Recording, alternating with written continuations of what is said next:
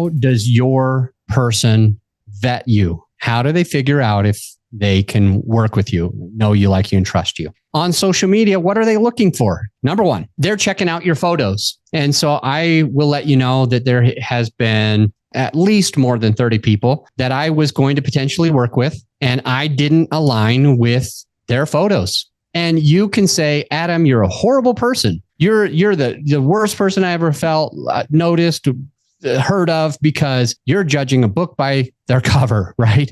And I'm going to say no. I'm going to say, look, if this person has photos of them doing this or that, and it really doesn't align with who I thought they were or how they're presenting themselves, I don't care about anything else except I can notice immediately, and so can you. You're going to notice, and your follower is going to notice this immediately.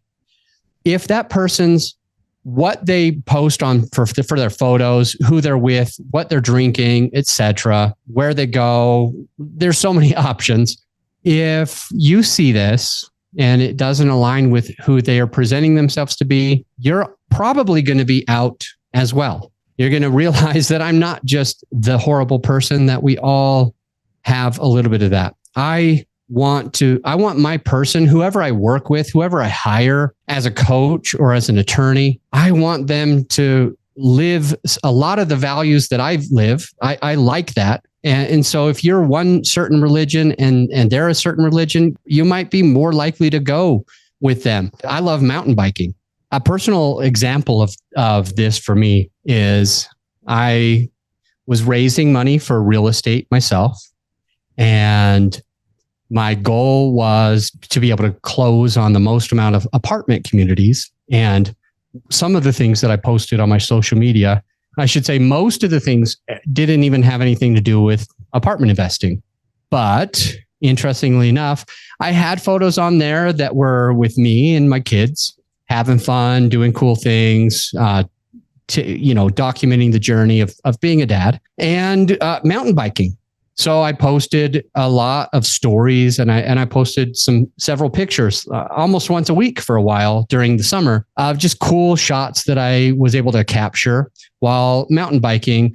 And I'd put my bike in there, or I'd take a selfie with me and maybe my bike or a helmet on at least, and whatever's in the background. And I remember two different guys, both from Utah, interestingly enough. I live in Colorado.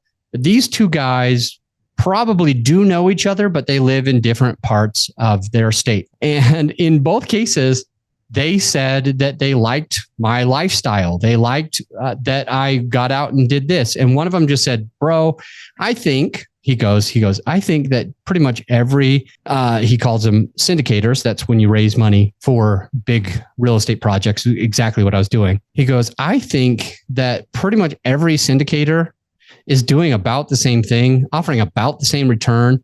And why am I investing with you? He said, he offered this without me asking. He goes, why am I investing with you?